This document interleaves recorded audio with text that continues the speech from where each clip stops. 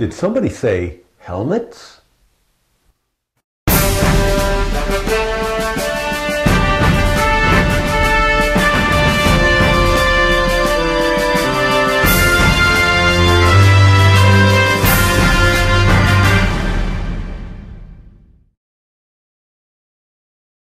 Hey, welcome back to Museum of America's Combat Helmets of the 20th Century. I'm your host, Mannie Gentile. In this episode, we're here in my American Helmets Gallery, and we're going to be checking out one of my favorites. That's the good old US M1. Now, this is the tin lid that typified the American GI in the second half of the 20th century. The M1 helmet was the replacement for the old doughboy helmet of World War I. And the evolution from the tin derby to the steel pot was a long and interesting one. In the period between the world wars, that was the golden era of the experimentation and development that would lead to the modern M1. And the charge was led by a very talented man named Bashford Dean. Not only was he an expert ichthyologist, but he was also studied in medieval arms and armor. You can easily see the influence of those old helmets in some of these stages of development of the M1. By 1940, the M1 was ready for production, as was that second essential element, the liner, making this what you could call a helmet system. Hey, what do you say we take a look at some of the M1s in the Museum of America collection? This M1 is one of my favorites in the collection. I got it a long time ago. It's an Ordnance Corps helmet. We can tell by the distinctive flaming bomb insignia. It's got a nice old leather strap here. It has probably soldered on this lieutenant's insignia. These earlier helmets, this is an earlier version of the M1. You can tell that because the chin strap bales, right here, these little chin strap bales right here, they're welded on. They're not flexible. As a result, these commonly broke off when dropped on the ground. Shortly into the war, these welded-on bales are going to be replaced by flexible bales. They'd swivel. The liner's pretty straightforward. We got the leather sweatband in here. We got the OD suspension. We got the nape strap in the back, and we got the canvas webbing chin strap with the hook and arrow closure. Another cool M1. Underneath the camouflage netting, you can see the insignia for the 3rd Infantry Division. Now, this helmet's a little unusual. I've not found one like this before. Usually the box is painted on both sides. This one is just on one side. I got this back in, I think, 1978 or 81. It has captain's bars on the front. You can barely see them there. And this is cool because during the Second World War, commissioned officers would have an indicating stripe painted on the back of the helmet. For non-commissioned officers, sergeants, it would go horizontally. For officers, it would go vertically. We flip this over, we see a very straightforward World War II style liner. Interesting thing to note about this helmet is here are those flexible chin strap bales I was talking about. Altogether, pretty doggone nice helmet. Another nice front seam helmet, this one from the 28th Division, the old Bloody Bucket, the Keystone Division. These guys originally mustered in Pennsylvania. They're like Pennsylvania National Guardsmen.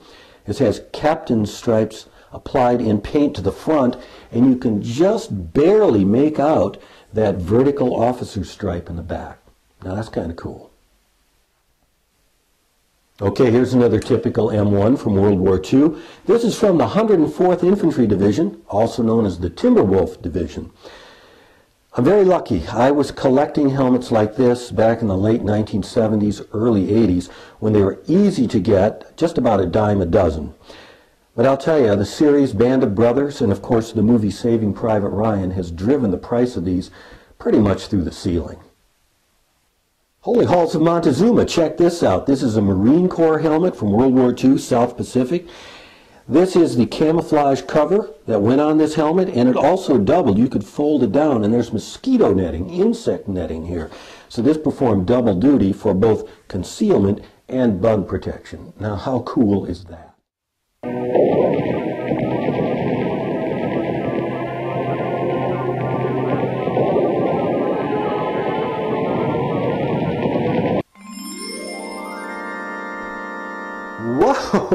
that makes me lightheaded every time. Hey, it's important to remember that the M1 was also the helmet of the U.S. Navy for over 50 years. As a matter of fact, this is my old radioman's helmet. I wore this when I was on the destroyer USS De Haven back in the early 70s. This helmet, this hospital corpsman's helmet, and a couple other helmets seemed to just magically appear in my sea bag when I got home.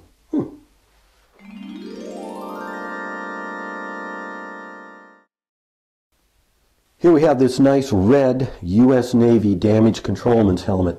Damage controlmen were the firefighters on the ship. They not only fought fires but also flooding. They're just about always painted red. Stenciling on the front, Unit 22. That was a particular station on the ship, Unit 22, for damage control duties. They mounted a light on the front, which is pretty cool. This one's still functioning. This is from World War II. It's got that seam in the front, as I was talking about, the old canvas chin straps. This is really, oh, there we go, Repair Party 2 on the back. This is a really nice one. I'm happy to have it. Now here's one of those helmets that the movie Saving Private Ryan has made nearly unattainable in price. Fortunately, I picked this up in the late 1970s at a military show in Lansing, Michigan, back when helmets like this were still affordable. What's cool about this front seam World War II helmet, notice it has this distinctive blue-gray band, and on the front we have hand-lettered USN, United States Navy. This, from the Normandy invasion, D-Day, is a U.S. Navy shore party helmet. They were distinguished as Navy personnel so that they wouldn't get sent inland with the Army. These guys had to stay on the beach, setting up communication stations, aid stations, and doing demolition work. I'm very fortunate, and I got to tell you, happy to have this particular lid in the collection. This rear seam swivel bail helmet is from the late 60s, early 70s. Got this off an attack transport ship in trade for some spare parts. On the front it has the distinctive crossed anchors and harpoon head of the assault boat coxswain. That is a pretty cool design. Here's another nice U.S. Navy helmet, this one from the 1970s. The seam on this one is in the rear, so it's definitely post-war. This is going to change in 1945. They moved the seam from the front to the rear. Another way to tell this is a more modern helmet. By the way, it's an executive officer's helmet from a ship, and I think I know which one. The chin strap is different. This is typical late model chin strap. You see we got nylon over here, cotton chin cup in the middle. You also see the more modern liner in here. Here we've got another Marine Corps lid, this one from the Korean War, with that very distinctive camouflage cover with the eyelets in it for putting foliage or branches in. And again, very typical of the Korean War, including the upgraded chin strap fixtures. In those earlier helmets, chin straps are sewn on and hard to replace as a result. Late in the war, and certainly in post-war era, you have these clips that go on, much easier to fasten on. It's a great way to quickly repair these helmets. This steel pot's from the bad old days in Vietnam. This is a U.S. airborne helmet.